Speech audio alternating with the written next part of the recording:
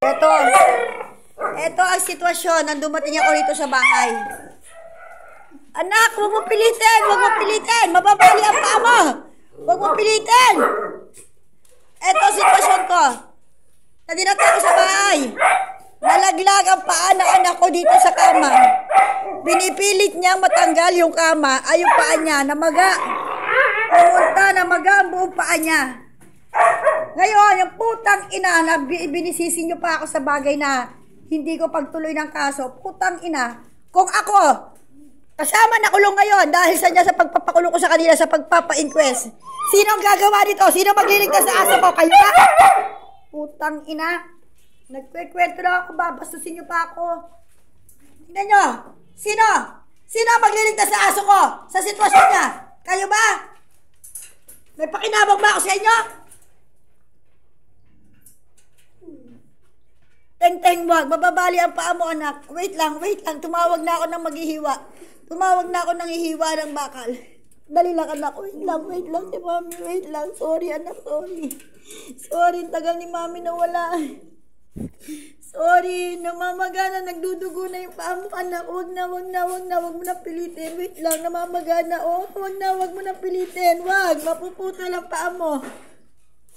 Sorry, Teng-teng. Sorry, anak. Sorry. Tagal ni mami bumalik. Sorry.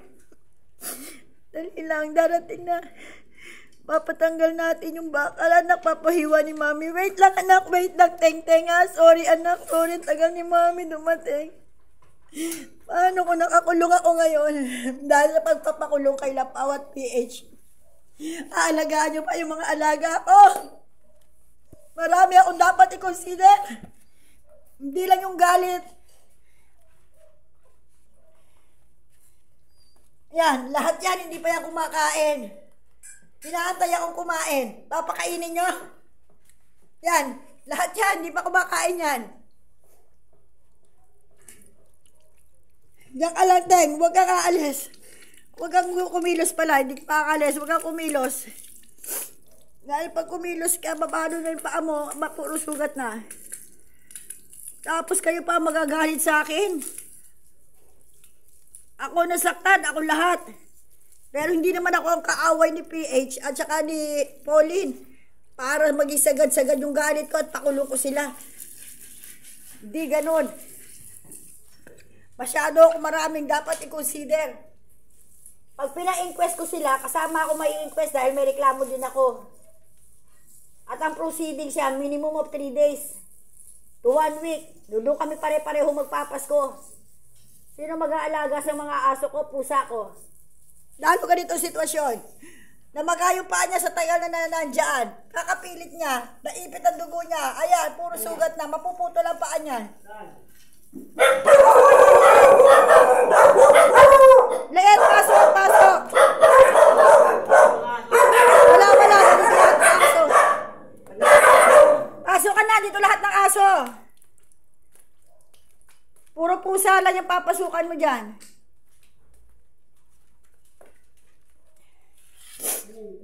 Nandito yung naipumasok sa kama yung paa niya. Tapos, hindi niya na matanggal.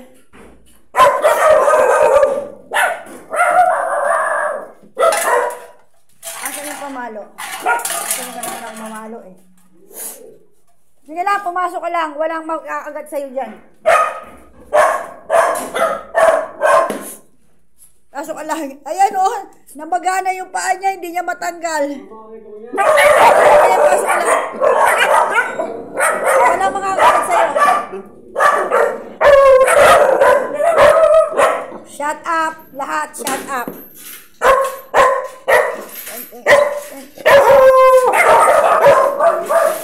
Sabi ko, shut up.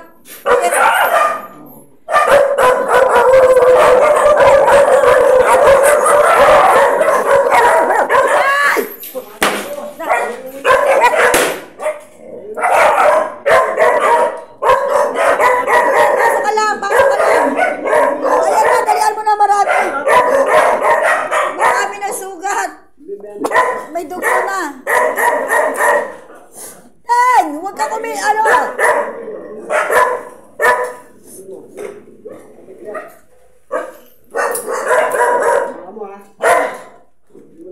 Tumahimik kayo ha. Ampasin ko kayo dyan.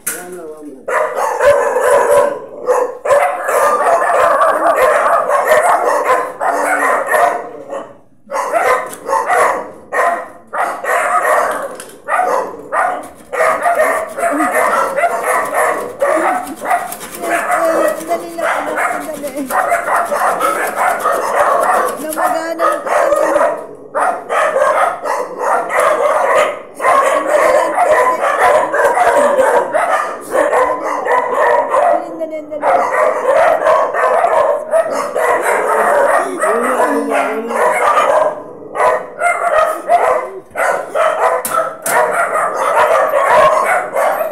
Magang-magana yung paano.